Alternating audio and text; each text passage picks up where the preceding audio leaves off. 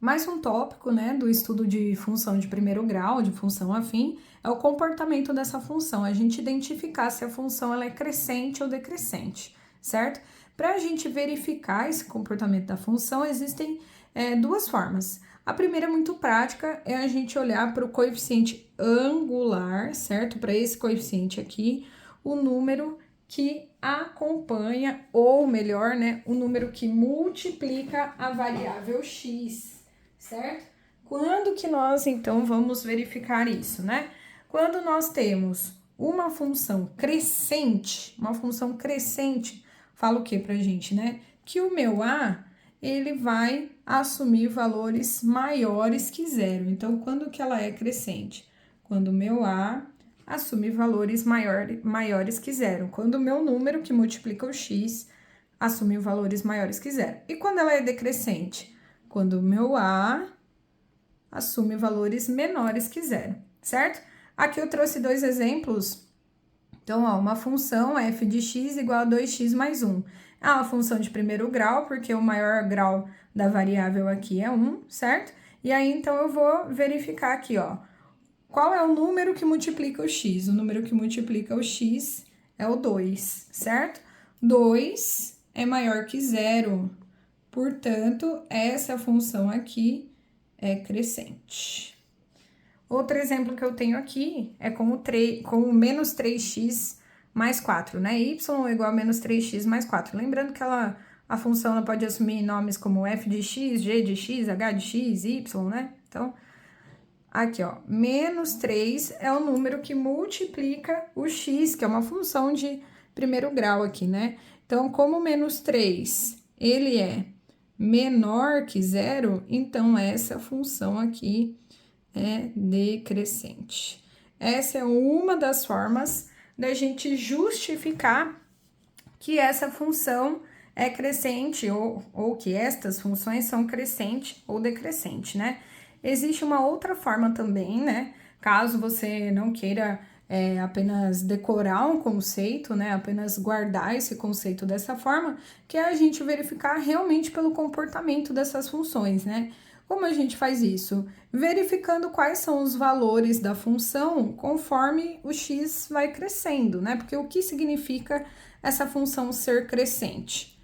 Significa que quando os meus valores de x, então eu vou fazer uma tabelinha aqui para a gente verificar isso.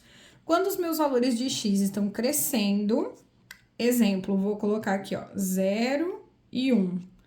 Aqui, ó, de 0 para 1, ela tá crescendo, certo? Quando os meus valores de x estão crescendo, os meus valores de y também estão crescendo, certo? Então, a gente vai verificar isso, ó. Como que a gente verifica isso? A gente substitui aqui no valor da função, né? 2 vezes 0 mais 1, 2 vezes 0, 0, mais 1, 1. Então, aqui, quando o meu x é 0, o valor de y é 1. E 2 vezes 1, 2, mais 1, 3.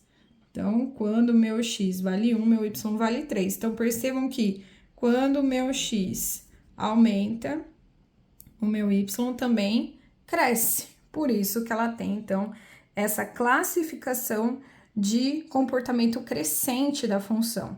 E aí, como isso acontece para todas as funções que têm o a positivo, então a gente já pode padronizar essa resposta aqui, certo? O outro caso que nós temos aqui, né? Então, vamos fazer aqui a tabelinha do comportamento decrescente, né? Mas aí a gente tem que fazer o quê, ó? Quando o meu x aumenta, o meu y cresce ou decresce, né? Então, aqui a gente tem que fazer o mesmo comparativo que a gente fez com esse, ó. Se o meu x aumenta, o meu y também aumentou. E aqui, se o meu x aumentou, o que vai acontecer com o meu y, né? Então, vamos substituir aqui, ó. Menos 3 vezes 0 mais 4. Menos 3 vezes 0 dá 0, mais 4, 4. E aí? Menos 3, agora substituindo por 1, mais 4. Menos 3 vezes 1, negativo vezes positivo dá negativo, certo? Então, eu vou ter aqui, ó, menos 3 mais 4 dá 1 positivo. Então, Aqui, devo 3, paguei 4, sobrou 1 aqui ainda. O que aconteceu daqui para cá, ó? De 4 para 1, decresceu o meu valor aqui, certo? Por isso que a gente classifica o comportamento dessa função aqui como decrescente, porque é isso que vai acontecendo com y, ele vai decrescendo os valores.